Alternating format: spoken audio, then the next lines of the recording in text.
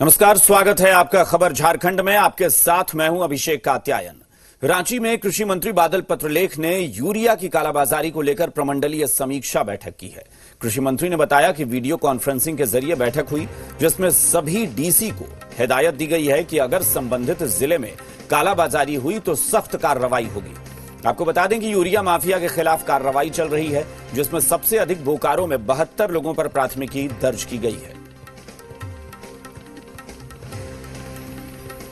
विभाग ने सभी डीसीज को चिट्ठी लिखा, यदि कोई अनियमितता कालाबाजारी की बात यूरिया के डिस्ट्रीब्यूशन में है तो दोषी पर कार्रवाई सुनिश्चित करें। हम चीज़ों को एक्सिक्यूट करने के लिए प्रैक्टिकल के तौर पर हमने प्रमंडलीय समीक्षा बैठक सभी जिलों के उपायुक्त, कृषि पदाधिकारी, सहकारिता पदाधिकारी के साथ किया और संबंधित पदाधिकारी के साथ, और चीजों की अद्यतन जानकारी ली। गढ़वा में खाद की कालाबाजारी के खिलाफ बड़ी कार्रवाई की गई है। प्रशासन ने रंका रोड में राहुल सीड्स स्टोर की दुकान और गोदाम पर छापेमारी की है। इसके बाद दुकान और गोदाम को सील कर दिया गया है। ये खुल्लम खुल्ला कालाबाजारी है। इससे किसानों का हित मार खाता है, किसानों को महंगा यूरिया मिलता है। एक तो त्रासदी का समय है, किसान को सहयोग करना चाहिए। तो यह एक गलत चीज चल रही है और हम लोग इस पर कार्रवाई कर रहे हैं, आगे भी करेंगे। रांची के डोरंडा स्थित वन भवन में जमकर हंगामा हुआ है। वन संरक्षण अधिकारी संपत कुमार पर अपनी मेड को मारने का आरोप लगा है, जिसके बाद महिला के समर्थन में आए लोगों ने वन संरक्षण अधिकारी संपत कुमार की जमकर पिटाई कर दी। दफ्तर में परिजनों ने बवाल काटा और कार्यालय में घुसकर अधिकारी को ही पीट डाला। आरोप है कि अराजपत्रित वन संरक्षण अधिकारी संपत कुमार यहां मेड काम करती थी, लेकिन अधिकारी उसे पैसा नहीं दे रहे थे। अधिकारी बार बार टालते रहे और जब महिला दफ्तर पहुंची तो उसे पीट डाला। इसके बाद पीड़ित महिला के परिजन आए और अधिकारी की जमकर धुनाई कर दी। आज वही पैसा मांगने गए तो बोला कि 15 दिन बाद आना। जब हम उतना दिन से हम दौड़िए रहे हैं तो फिर 15 दिन को चक्कर आ गया। जाने पैसा भी हाथ में नहीं था तो हमको मेरा आपा खोला ना, तो वो उठा के जूता हमको मारे, जूता खोल के मारे हमको ऑफिस में। हाँ, गाली गलौज करने लगा। माई बहन कर रहा। कहाँ काम करते थे उनके? हम जी घर में करते थे। कहाँ पर घर है? एटी मिश्रम जहाँ रहते थे ना, वहीं पे करते थे। क्योंकि पहले हमको मालूम है ये लोग वोट वाले ने ही इनको भड़का करके भेजा है, इसलिए हम कसते वैसे कुर्सी में बैठ गए, हम हिल गए। हमको मालूम है ये पैसा के लिए नहीं आया, ये वोट जो है ना झंझट करने के लिए। पुलिस की वर्दी खरीदकर अपहरण कांड को अंजाम देने वाले अपराधी पुलिस के हत्थे चढ़ गए हैं। महज 28 घंटे के भीतर अपहृत हिमांशु मंडल को पुलिस ने अपहरणकर्ताओं के चंगुल से मुक्त करा लिया है। बताया जा रहा है कि हिमांशु मंडल का अपहरण शनिवार की शाम को गिरिडीह जिले के बिरनी थाना क्षेत्र स्थित द्वारपहरी से कर लिया गया था। अपहरणकर्ताओं ने अपहृत व्यक्ति को चतरा जिले के मयूरहंड थाना क्षेत्र के बलिया जंगल में रखा था। अपहरणकर्ताओं ने अपहृत के परिजनों से 5 लाख की फिरौती मांगी थी।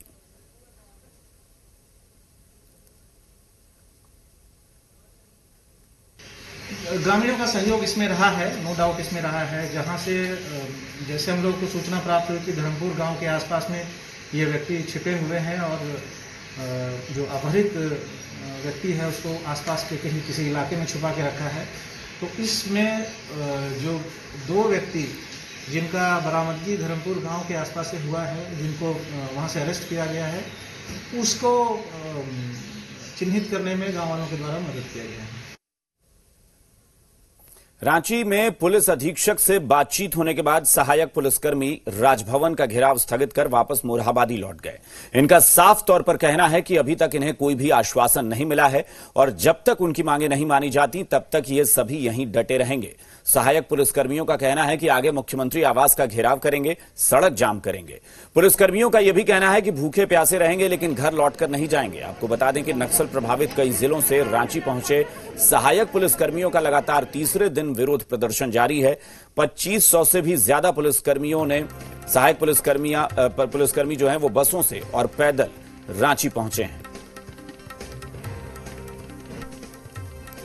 डरने की क्या बात है? जब हम लोग की नौकरी ही नहीं रहेगी तो खाएंगे क्या? अब कोरोना से डर के क्या करेंगे? जब हम लोग 3 साल काम किए, इसके बाद हम लोगों को बोला गया था कि सीधी नियुक्ति किया जाएगा।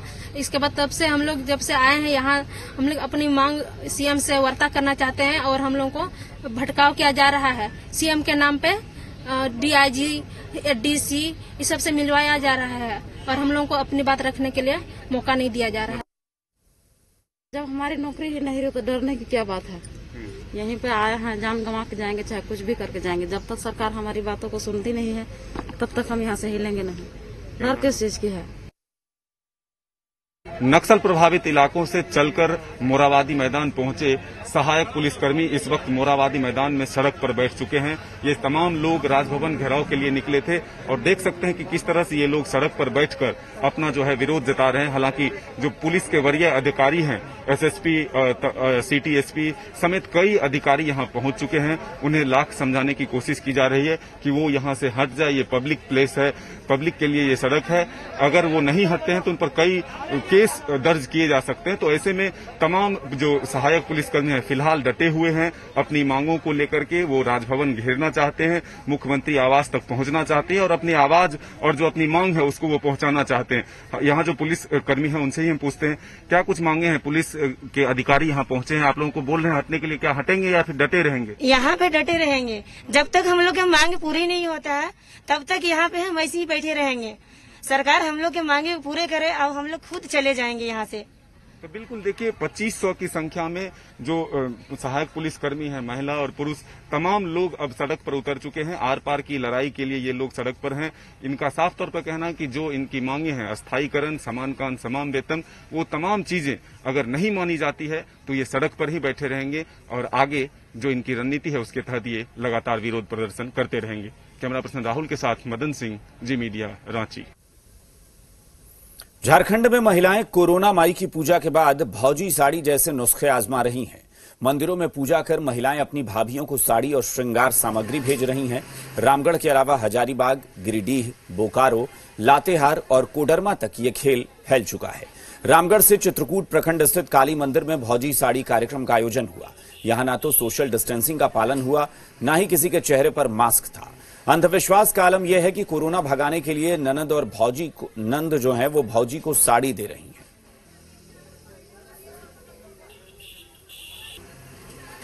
पूजा करने जा रहे हैं। क्या चीज का पूजा हो रहा है? भोजन का। इसमें क्या क्या आप लोग करते हैं? नारियल, प्रसादी और अगरबत्ती, अलग दूध। कोरोना भी दूर होता है और ननद लोग मतलब साड़ी नदी गए पूजा करते हैं। जो ननद साड़ी दी वो नदी में जाके आप लोग वहाँ पूजा पाठ करके पहन लिए, इससे कोरोना दूर होता है। झारखंड मुक्ति मोर्चा के अध्यक्ष शिबू सोरेन ने आज राज्यसभा सांसद की सदस्यता ग्रहण की। शिबू सोरेन की सदस्यता ग्रहण करने के बाद उनके बेटे और झारखंड के मुख्यमंत्री हेमंत सोरेन ने इसे ऐतिहासिक पल बताया। उन्होंने कहा कि इस पल के लिए सभी झारखंड वासियों को शुभकामनाएं और जोहार। झारखंड बढ़ेगा और संवरेगा। शिबू सोरेन के मार्गदर्शन में झारखंड कई नई ऊंचाइयों को छुएगा।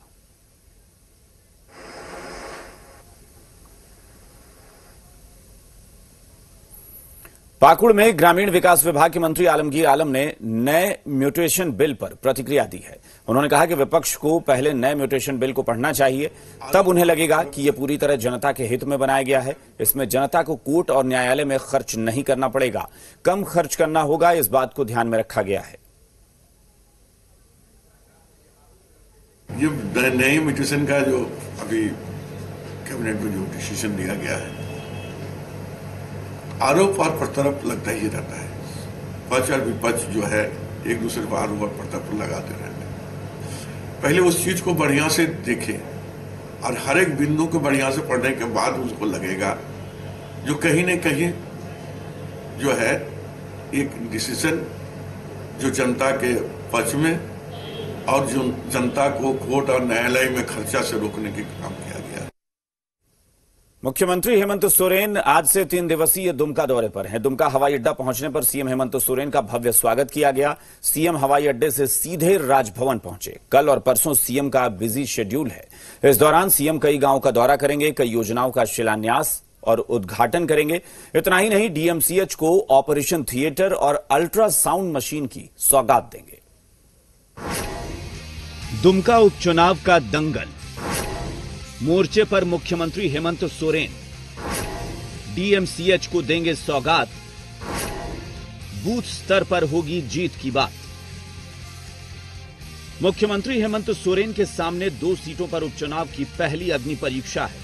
9 महीने बाद पहली बार हेमंत सोरेन को दुमका और बेरमो सीट के लिए ताकत झोंकनी पड़ेगी। 2019 में दुमका सीट से खुद मुख्यमंत्री हेमंत सोरेन जीतकर विधानसभा पहुंचे थे, लेकिन उन्होंने अपनी दूसरी सीट बरहेट को प्राथमिकता पर रखा और दुमका सीट छोड़ दी। इसके बाद से दुमका सीट खाली है और अब बिहार विधानसभा चुनाव के साथ ही दुमका में उपचुनाव होने जा रहा है। दुमका उपचुनाव में हेमंत सोरेन को अपनी प्रतिष्ठा बचाने और राजनीतिक धाक जमाने के लिए जीतना जरूरी है। इस बात को वो भी अच्छी तरह समझते हैं, लिहाजा उपचुनाव की तारीख के ऐलान से पहले ही दुमका के रण में मुख्यमंत्री ने मोर्चा संभाल लिया है। सीएम हेमंत सोरेन सोमवार से 3 दिवसीय दुमका दौरे पर हैं। इस दौरान सीएम जनता को कई तरह की योजनाओं की सौगात देंगे। दुमका में सीएम हेमंत सोरेन का शेड्यूल भी जान लीजिए। राजभवन में प्रबुद्ध और बुद्धिजीवियों के साथ बातचीत करेंगे। एसएचजी की महिला सदस्यों से मुलाकात करेंगे। 15 सितंबर को मसलिया और दुमका प्रखंड के विभिन्न गांवों में जाएंगे, जहां सीएम फुटबॉल मैच का उद्घाटन करेंगे और कई कार्यक्रमों में शिरकत करेंगे। 15 सितंबर को दिशोम माझी थान में पारंपरिक तरीके से पूजा अर्चना भी करेंगे। डीएमसीएच में 3 ऑपरेशन थिएटर और अल्ट्रासाउंड मशीन का उद्घाटन करेंगे। कोविड-19 टेस्टिंग लैब और हरिहरपुर पंचायत भवन में सिलाई प्रशिक्षण केंद्र का निरीक्षण करेंगे। मुख्यमंत्री कई योजनाओं का उद्घाटन और शिलान्यास करेंगे। आज जरूर मैं किसी राजनीतिक दल से जुड़ा जरूर, मैं राजनीतिक झारखंड मुक्ति मोर्चा का भी एक सदस्य हूं, लेकिन जो आज जिम्मेवारी मुझे मिली है, उस जिम्मेवारी में झारखंड मुक्ति मोर्चा बाद में आता है और ये राज पहले आता है।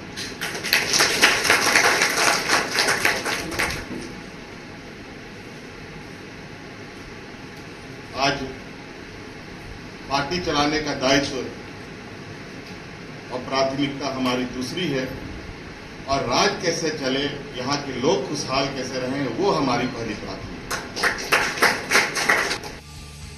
अभी दुमका उपचुनाव की तारीखों का ऐलान नहीं हुआ है। हालांकि चुनाव आयोग की तैयारियों से लगता है कि जल्द ही तारीखों का ऐलान संभव है। ऐसे में सीएम हेमंत सोरेन कोई भी मौका गंवाना नहीं चाहते हैं। रांची से कामरान और दुमका से सुबीर की रिपोर्ट, जी मीडिया। दुमका उपचुनाव को लेकर राज्य में सरगर्मी बढ़ गई है। मुख्यमंत्री हेमंत सोरेन के दुमका दौरे को लेकर बयानबाजी शुरू हो गई है। कांग्रेस के प्रदेश कार्यकारी अध्यक्ष इरफान अंसारी ने बीजेपी पर निशाना साधा और उन्होंने कहा कि दुमका उपचुनाव में महागठबंधन की जीत होगी। बीजेपी में बाबूलाल मरांडी को दुमका विधानसभा उपचुनाव का उम्मीदवार बनाने की हिम्मत नहीं है। दुमका उपचुनाव एक औपचारिक है, इसमें ज्यादा हाय तौबा करने की आवश्यकता नहीं है। भाजपा लगता है कि वॉकआउट दे दिया है हम लोग को, भाजपा के पास कोई मुद्दा है नहीं और बाबूलाल मरांडी जी का दम फूलने लगा है। हिम्मत बाबूलाल मरांडी का, आइए लड़िए, क्या नहीं लड़ रहे हैं, दम फूलने लगा, सांस फूलने लगी ना, ये लोग भाग जाएगा। इसके पास प्रत्याशी नहीं है और मैं दावे के साथ कहना चाहता हूं रिकॉर्ड तोड़ वोट से जीतेंगे हम लोग। झारखंड में बिहार चुनाव की सरगर्मी बढ़ने लगी है। जेएमएम महागठबंधन में 12 सीटों पर दावेदारी पेश कर रहा है तो बीजेपी जेएमएम की दावेदारी पर तंज कस रही है। वहीं कांग्रेस को लगता है कि झारखंड महागठबंधन का फॉर्मूला बिहार में भी हिट होगा और बिहार में एनडीए का सूपड़ा साफ हो जाएगा। बिहार चुनाव पर झारखंड मुक्ति मोर्चा की नजर। महागठबंधन में 12 सीटों पर बनेगी बात। महासमर में एनडीए वर्सेस महागठबंधन। बिहार विधानसभा चुनाव की आहट और सियासी सरगर्मी झारखंड में जोर शोर से सुनाई देने लगी है। झारखंड की सत्ताधारी दल झारखंड मुक्ति मोर्चा बिहार में महागठबंधन के साथ मिलकर अपनी जमीन को मजबूत करने की रणनीति बनाने में जुटी है। बिहार में झारखंड मुक्ति मोर्चा कितनी सीटों पर चुनाव लड़ेगा और क्या रणनीति होगी, ये सारा दारोमदार मुख्यमंत्री हेमंत सोरेन पर है। वहीं झारखंड मुक्ति मोर्चा बिहार महागठबंधन में 12 सीटों पर अपना दावा पेश कर रहा है। हालांकि जेएमएम प्रवक्ता मनोज पांडे की दलील है कि बातचीत के दौरान सीटें आगे पीछे भी हो सकती हैं। बिहार में जिन सीटों पर जेएमएम की नजर है, उन सीटों की भी एक्सक्लूसिव जानकारी हमारे पास है। खबर है कि जेएमएम ने चकाई, सिकंदरा, धमदाहा के साथ साथ कटोरिया विधानसभा पर अपना दावा जताया है। करीब 12 सीटों को चिन्हित किया गया है जहां हमारा जनाधार है, हमारे लोग हैं, मुक्ति मोर्चा के समर्थक हैं, गुरु जी के समर्थक हैं, हेमंत सोरेन की जो नेतृत्व क्षमता है उसके समर्थक हैं। तो वैसी जगह को चिन्हित करके हम लोगों ने एक सूची सौंपी है गठबंधन के नेताओं के बीच में। बिहार चुनाव को लेकर झारखंड मुक्ति मोर्चा की दावेदारी पर झारखंड बीजेपी विधायक दल के नेता बाबूलाल मरांडी ने निशाना साधा है। उन्होंने कहा कि सीएम हेमंत सोरेन के लिए झारखंड में ही जब कुछ बताने को नहीं है तो बिहार में वो क्या बताएंगे। बिहार के लोग झारखंड से जुड़े हुए हैं, सब कुछ देख और जान रहे हैं। तो जब यहाँ वो कोई बताने के लायक ही नहीं है तो बाहर में वो क्या बताए, क्योंकि बिहार और झारखंड से तो लोग जुड़े हुए हैं, लोग देख रहे हैं, जान रहे हैं, तो वहां बताने से क्या होगा। एक ओर जेएमएम बिहार चुनाव में मजबूती से अपना दावा पेश कर रहा है, तो दूसरी ओर झारखंड कांग्रेस के कार्यकारी अध्यक्ष राजेश ठाकुर का दावा है कि बिहार से भी एनडीए का सूपड़ा साफ हो जाएगा। इसलिए बीजेपी घबराहट में है। हाल ही में लालू यादव और हेमंत सोरेन की मुलाकात हुई है। इस मुलाकात के संकेत को देखते हुए बेचैनी बढ़ गई है। झारखंड में जिस तरह से महागठबंधन के लोगों ने आपस में गठबंधन कर बीजेपी का सूपड़ा साफ किया है, अब वही स्थिति बिहार में भी बनती जा रही है। देखिए, भारतीय जनता पार्टी की घबराहट समझ में आती है। वो जानती है कि किस तरह से महागठबंधन ने झारखंड में गठबंधन करके भारतीय जनता पार्टी का सूपड़ा साफ कर दिया था, और अब वही स्थिति बिहार में बनती जा रही है। बिहार में इन भारतीय जनता पार्टी के लोगों को पता है कि नीतीश कुमार जी के पीठ पर सवार होकर के ज्यादा दिन नहीं काम चल सकता। चुनाव आयोग भी मतदान का खाका बनाने में जुटा है, और इन सब के बीच अभी से बिहार झारखंड में न सिर्फ सीटों पर बहस छिड़ गई है, बल्कि जीत हार पर भी रार जारी है। चंदन, जी मीडिया, रांची। यहां रुकेंगे एक छोटे से ब्रेक के लिए, फौरन लौटते हैं।